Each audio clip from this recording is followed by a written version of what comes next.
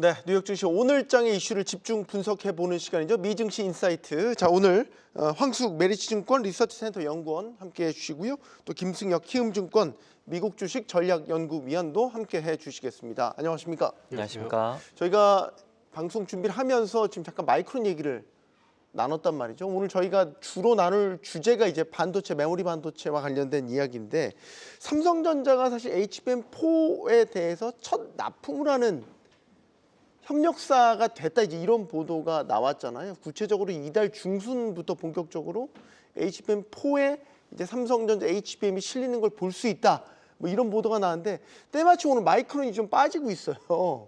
마이크론이 이제 물론 아직 본장 개장은 안 했지만 빠진 게 혹시 HBM4에서 삼성전자랑 하이닉스의 경쟁에서 밀려서 지금 마이크론이 빠지고 있나, 이 얘기를 잠깐 저희가 나눴었습니다.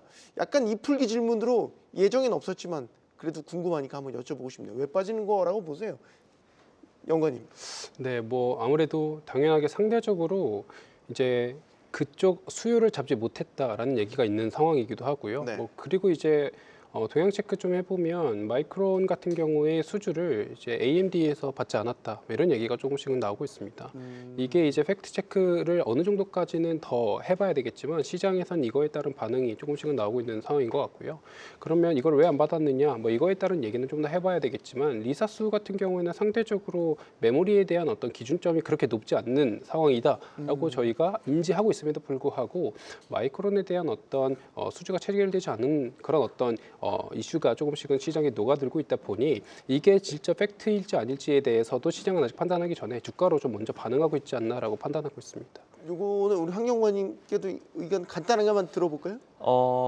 제가 생각했을 때는 오늘 이제 대의장에 있었던 그 HBM뿐만 아니라 이제 엔비디아 향으로 이제 삼성전자와 뭐 하이닉스 중심으로 이제 HBM이 납품이 되고 마이크론이 뭐 약간 거의 들지 못했다, 이런 얘기들이 좀 같이 그 포함이 되면서 네. 그런 얘기들이 지금 어떤 프리마켓에서 주가 반응을 좀 같이 유발하고 있지 않나, 이렇게 보여집니다. 알겠습니다.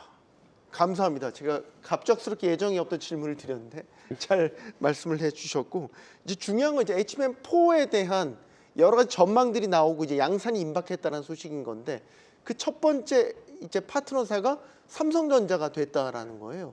이게 어떤 의미가 있는 건지 먼저 분석을 좀 해주시죠, 황영훈님. 출하 소식의 요지는 삼성전자 HBM에서 다시 이제 메인 벤더로 복귀할 명분이 생겼다라는 점인 것 같습니다. 다만 네. 초기 물량은 보통 이제 검증이나 램프업 성격이기 때문에 네. 주가의 의미를 추가하려면 향후에 뭐 수율 안정이라든가 패키지 병목 해소, 그리고 분기 단위 매출도 반영까지 이런 부분들이 확인이 필요할 것으로 생각이 됩니다. 따라서 뭐 세계 최초라는 타이틀인 만큼 실제 램프업 속도가 좀 더 중요하지 않을까, 이렇게 좀 보여집니다. 아까 메인 벤더라는 말씀을 하셨어요. 메인 벤더 원래 하이닉스 아니었습니까? 그럼 뭐예요? HBM4 6세대에서는 메인 벤더가 혹시라도 바뀔 가능성도 있는 건가? 아니면 삼성전자와 SK하이닉스의 선의의 경쟁을 펼친다? 뭐 이런 뜻입니까? 네, 우선 뭐 말씀 주신 대로 그거에 따른 확인을 좀 하려면 어쨌든 양산을 출하했다라는 거는 파일럿 테스트는 이미 마쳤다라는 얘기고요. 수율 네. 같은 경우에도 내부적으로 어느 정도 검토를 좀 마쳤지만 이게 실질적으로 시장에 출회가 본격적으로 되고 난 이후에 제대로 워킹하는지는 저희가 좀 더 기다려봐야 됩니다. 실질적으로 맨 첫 파일럿 테스트 이후에 직접적으로 출하를 시작했던 물량 같은 경우가 제대로 소화가 되느냐, 이 부분에 있어서는 HBM4 같은 경우가 어찌됐건 지금 새로운 어떤 가속기라든가 새로운 어떤 고대역폭 메모리가 같이 좀 들어가 있던 새로운 어떤 칩셋이기 때문에 이거 관련된 어떤 수율이랑 안정화, 수율에 대한 어떤 제공, 공급 안정화, 이런 것들은 저희가 좀 시간적인 물리적 시간을 좀 보면서 아무래도 제대로 워킹하는지는 좀 확인해봐야 될 것 같습니다. 네. 자, 최근에 나왔던 메모리 반도체와 관련된 이제 외신 보도 중에서 눈에 띄는 게 하나 있었습니다. 지금 글로벌리하게 메모리 칩에 대한 쇼티지, 공급 부족이 아주 심화되고 있고 그것 때문에 가격이 이제 급등을 하고 있는데, 이제 이런 가운데 중국의 대표적인 메모리 회사죠, 창신 메모리 CXMT가 공급량 캐파를 적극적으로 공격적으로 확대하고 있다, 이 소식이 들리고 있어요. 그러니까 미국 빅테크들이 아니죠, 미국 IT 기업들도 메모리 가격이 너무 비싸니까 메모리 3사 거 쓰기 이제 가격이 너무 비싸니까 좀 퀄리티 떨어지더라도 중국 거 쓸 수도 있겠다, 이제 이런 전망이 나오고 있거든요. 이제 우려하는 건 이거죠. 그럼 뭐죠? 이게 공급이 갑자기 확 늘어난다. 이런 신호로 우리가 받아들일 수 있는 거 아닌가요, 황 연구원님?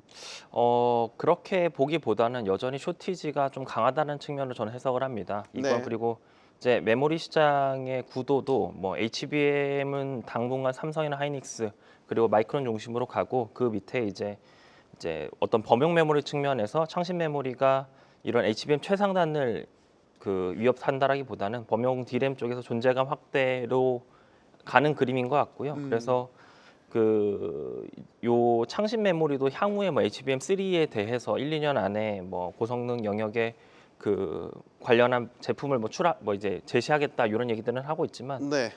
올해는 올해와 내년은 HBM 중심으로 웨이퍼 수요가 여전히 좀 몰리는 상황에서 범용 D램과 낸드가 같이 타이트해지는 이 구간에서 메모리 사이클이 저는 오히려 좀 전통적으로 저희가 보는 사이클보다는 뭐 창신 메모리 같은 기업들이 등장한다 하더라도 좀 더 이제 길어질 가능성을 좀 염두에 둬야 되는 게 아닌가 여전히 좀 그렇게 보고 있습니다. 김승희 위원님은 어떻게 보십니까? 지금 이제 뭐 패권 경쟁이고 3사 중심의 공급 체계가 만들어진 거는 알고는 있죠. 그건 이제 구조적으로 가는 건데 이제 공급과 수요의 이제 부딪히가 아주 뚜렷하게 나타나고 있고 요 갭이 줄어드는 시점이 언제쯤일까? 우선 그 갭이 줄어들기 위해선 지금 현재 중국 업체들의 이제 본격적인 램프업이 위협을 할 가능성은 아직까지 높아 보이진 않는다 보고 네. 있습니다. 그건 두 분이 왜냐하면 공이 똑같은 의견이시네요. 맞습니다. 네. 사실 레거시 메모리에 대한 어떤 생산은 그렇게까지 쇼티지라고 보기에는 좀 어렵고요. 결국에는 HBM, HBF 쪽에 들어가는 메모리 쪽이 계속해서 쇼티지인데 이쪽 관련된 기술력을 셋업하는 데까지 시간은 좀 걸리지 않을까라고 보고 있는 상황이고 물론 관련된 설비 투자 공장을 짓고 있다라는 얘기는 계속 들려오고 있긴 합니다만 중국 쪽에서 그게 실질적으로 물량까지 뿜어내는 데는 시간이 좀 걸릴 거고 기술력 테스트까지 진행되는 데는 시간이 좀 걸릴 테니 경쟁이 치열하다라고 한다면 어느 쪽에서 경쟁이 치열할까를 좀 봐야 되고 향후 메모리 가격이 꺾이는 시점은 어디부터 진행될 거냐라고 했을 때 지금 일반적 고객사들이 재고를 많이 확충을 하고 있는데 네. 어느 정도의 확충된 재고를 바탕으로 이제는 사실 오히려 반대로 가격 조정 협상을 역공할 수 있는 시점 그 시점에는 오히려 지금 이제 디램 가격이 조금씩은 빠지면서 그때부터는 더 경쟁이 치열해질 향방이 있기는 하지만 그 전까지는 아무래도 지금 중국 업체들의 어떤 등장으로 이쪽 경쟁이 치열해질 거다라고 보기에는 기술적인 완성도는 우리가 좀 더 검토해봐야 된다 말씀드립니다. 네. 자 이제 투자자들이 가장 궁금해하는 건 이거죠. 그동안 이제 반도체 섹터 필라델피아 반도체 지수를 보면 뭐 굉장히 가파르게 이제 올라왔기 때문에 특히 이제 샌디스크 같은 경우는 주가 뭐 상승률이 어마어마하지 않습니까? 지금의 이 행복한 이 상승률을 언제까지 동력을 받고 갈 것이냐 이 부분이 가장 궁금해하실 것 같아요, 황 연구원님. 그 시점을 당장 저희가 예단을 하는 것은 좀 어려운 일이기는 한데 네. 일단은 뭐 저희는 가격적인 측면에서 일단은 올해 이제 3분기까지는 이제 좀 계속 우상향 추세는 좀 이어질 수 있다 뭐 이런 맥락으로 보고 이제 시그널들을 좀 같이 봐야 된다고 생각을 합니다. 네. 시그널이라고 하면 말씀해 주셨던 것처럼 결국에는 메모리 가격이 상승이 이제 둔화되는 그런 시점이 1차적으로 저희가 가장 목도할 수 있는 그런 포인트들이겠고요. 이제 그런 포인트들을 가장 앞단에서 확인할 수 있는 벤더들의 동향에서 저희가 좀 면밀히 계속 체크를 해 나가야 되는 부분이라서 그거는 이제 그런 판단, 그런 틀을 중심으로 좀 봐야 된다 이렇게 좀 보고 있습니다. 김 의원님, 그 뭐 디램이냐 낸드냐 여기에 대해서 우선순위를 정할 필요는 있겠습니까?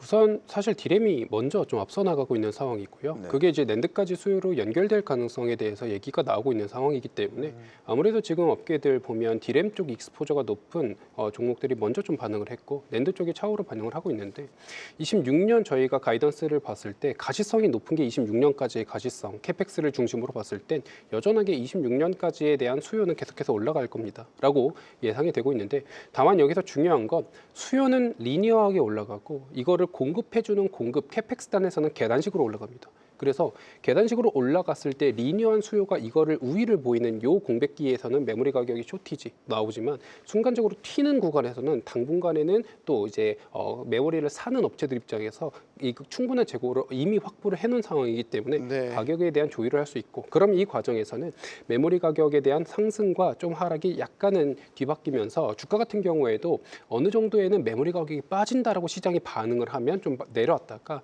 역시 다시 한번 리니어하게 올라가는 수요로 인해서 생각보다 메모리는 여전히 부족하다라는 뉴스 플로우가 다시 돌면 다시 한번 주가는 반응하고, 이 흐름이 왔다 갔다로 반복하면서 저점을 계속 높여가는 흐름이 적어도 26년까지는 보일 거다라고 생각하고 있고요.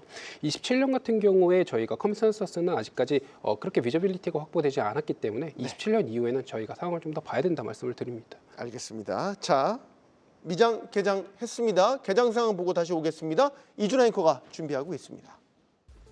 네, 일단 미장 3대 지수 모두 하락세로 출발을 했습니다. M7 반도체 기술주 중심의 섹터들을 보면 전반적으로 하락세가 좀 눈에 띄는 월요일장입니다. 어떻게 보십니까? 지난주에 사실은 시장을 흔들었던 큰 변수가 세 가지가 좀 중첩이 되었다고 생각을 합니다. 그리고 네. 그 중첩됐던 변수들이 아직까지 완전히 해소되지 않은 채 여전히 시장의 우려로서 지금 시장을 누르고 있다라 보는데, 대표적인 뭐 캐비너시를 중심으로 하는 통화 정책 불확실성이나 그리고 AI 소프트웨어 쪽에서 이제 우려가 불거졌었던 하드웨어의 어떤 과잉 공급 우려들, 그리고 여기에 비트코인 가격의 급락에 따른 어떤 그 레버리지 청산이 유동성과 관련한 위축으로 이어지면서 네. 비트코인과 직접적으로 관련 있는 종목들 중심으로 해서 시장 전체를 좀 눌렀던 그런 영향들이 지난주에 있었는데, 그게 지난주 금요일에 일시적으로 그 젠스랑 CEO의 발언을 중심으로 해서 시장이 반등을 했지만, 여전히 그 우려가 뭐 오늘 마이크론이라든가 인텔 같은 그런 반도체 주식들 중심으로 해서 여전히 아직 우려가 해소되지는 않았다라는 이제 그런 맥락으로 해석이 되면서 지금 시장 전반적으로는 약보합세에서 출발하고 있는 그런 장세의 모습이라고 생각을 합니다. 네. 자, 반도체 섹터 아까 마이크론 얘기했었는데 마이크론이 또 하락폭을 좀 확대하는 모습이네요. 지금 5%대 하락폭 보이고 있고, 인텔도 지금 5% 가까이 많이 빠지고 있습니다. 그러니까 반도체주 섹터 안에서도 좀 확연하게 두드러지는 하락폭을 기록하는 그런 기업들이 좀 눈에 띄네요. 이건 어떻게 봐야 되겠습니까, 김영호 의원님? 뭐 우선 마이크론 같은 경우는 사실 아까 말씀드렸던 이슈뿐만이 아니라 지금 차익 실현이 어느 정도 같이 들어오면서 네. 마이크론, 샌디스크 둘 다 약세를 좀 보이고 있는 모습이다라고 말씀을 드리고 있는 상황이고요. 뭐 인텔 같은 경우에도 CPU 단에서의 어떤 뭐 병목 현상 얘기가 조금씩은 언급이 됐었지만, 사실 CPU에 대한 어떤 장기적인 흐름 같은 경우가 GPU 단이랑 같이 갈 수는 없을 거다라는 판단하에 최근에 좀 올랐었던 폭을 다시 한번 반납하고 있는 흐름이다 보고 있고, 네. 지금 같은 경우에는 장 초반이기 때문에 기관보다는 개인들의 장이 좀 많이 열려 있는 상황이고요. 최근에 올랐었던 베타가 높은 종목들 중심으로 좀 차익 실현이 집중적으로 이루어지고 있다라고 보고 있습니다. 네. 최근 제프리스가 또 반도체 부문 최선호주로 브로드컴을 꼽기도 했습니다. A식 반도체, 맞춤형 반도체에서 가장 앞서 있는 곳으로 알려져 있죠. 브로드컴이 경쟁사들보다 유리한 점이 뭐가 있는 겁니까? 제가 생각했을 때에는 저희가 일반적으로 브로드컴에 대해서 알고 있는 건 에이직이라고 하는 특수목적 반도체 대표 설계 기업으로서 네. 거기에 이제 네트워킹 장비까지 이제 어느 정도 독점력을 유지하는 그런 기업이라고 일반적으로 저희가 생각을 하고 브로드컴에 대해서 그동안 좀 높게 평가를 해왔는데, 네. 저 개인적으로는 이 브로드컴이 갖는 강점 중 하나는 소프트웨어 부문이 이제 그 기업 전체의 마진을 좀 끌어주는 효과를 좀 톡톡히 하기 때문이다라고 생각을 합니다. 무슨 뜻이냐면 VMware라고 하는 그 AI 데이터 센터 OS 개념의 그 소프트웨어를 소프트웨어 사업을 브로드컴이 갖고 있는데, 가상자산 기술을 갖고 있는 것이죠, VMware가. 그러니까 가상 클라우드. 예, 가상 클라우드 클라우드 안에서 이제 가상 가상 서버, 구현을 네, 하는. 네. 맞습니다. 제가 말이 좀 어렵긴 하지만 어쨌든 네. 가상이라는 키포인트를 놓치지 마시기 바랍니다. 네, 가상 자산이라고 하면 조금 헷갈리실 수 있어서 가상 서버를 또 하나 구현하는 그런 이제 기술인데, 이제 요게 그 브로드컴의 전체적인 기업의 마진을 끌어올려주는 역할을 그동안 좀 해왔었던 부분이 저는 브로드컴이 좀 다른 기업들과 차별화되는, 다른 하드웨어 기업들과 차별화되는 브로드컴의 강점이라고 생각을 합니다. 네.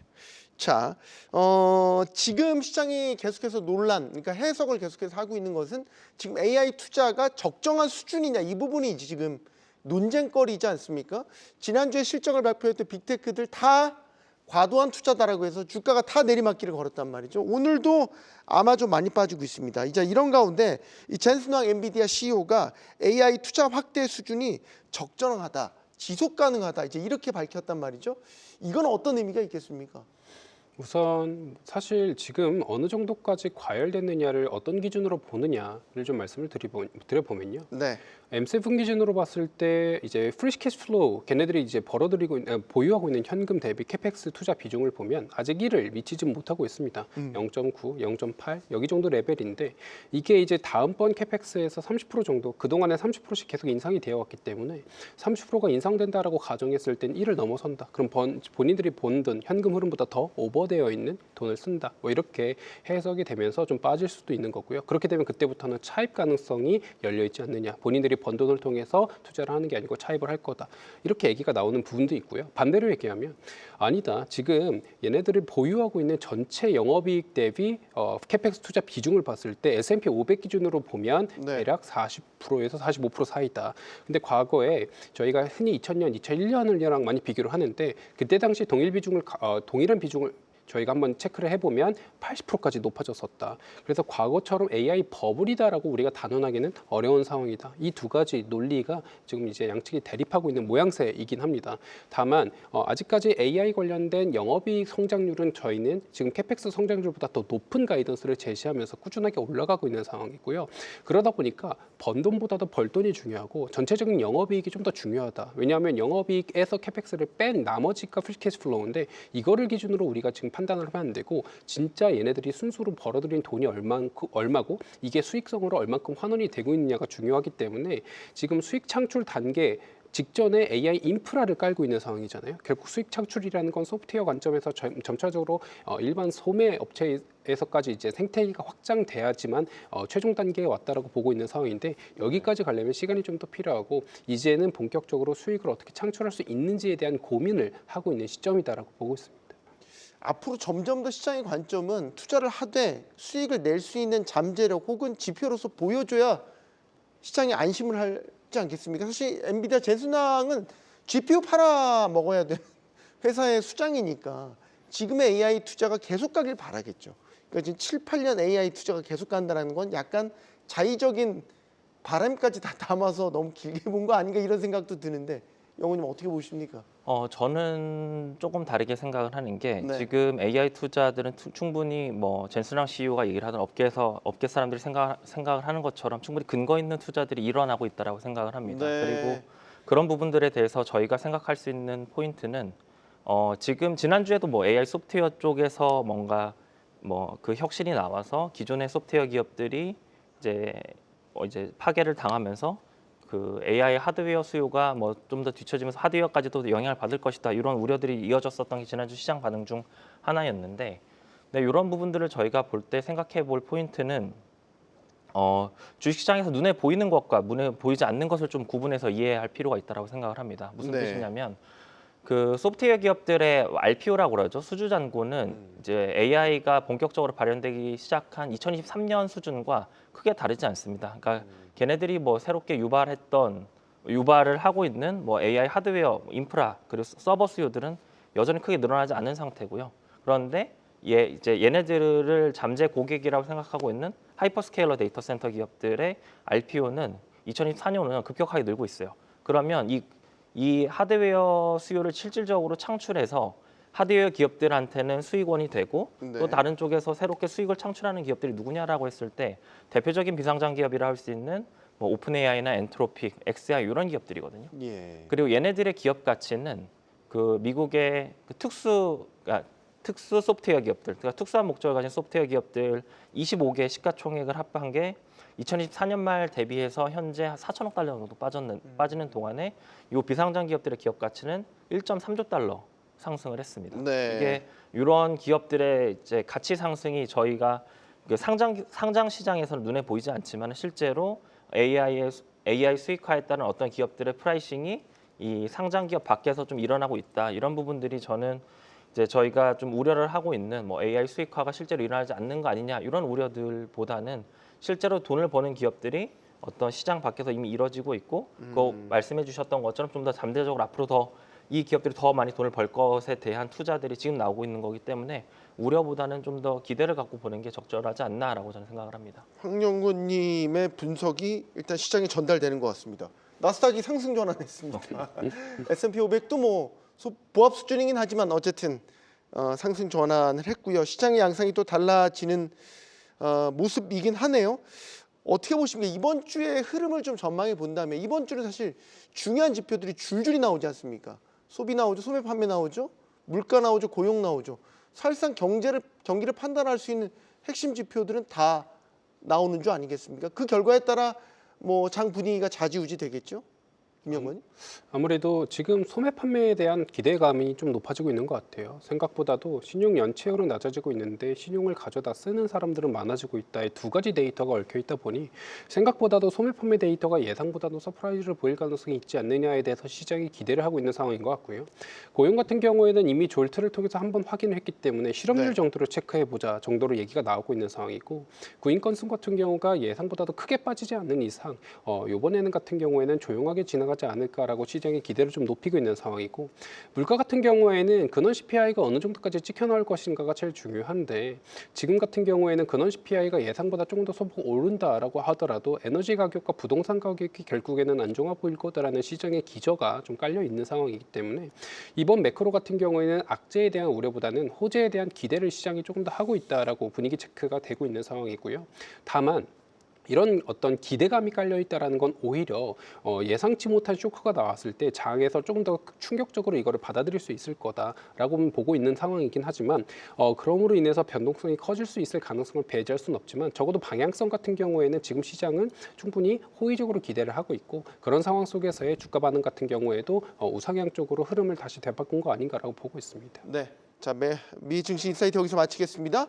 메리츠증권 황숙 연구원, 또 키움증권 김승영 연구원 함께 해주셨습니다. 고맙습니다. 감사합니다.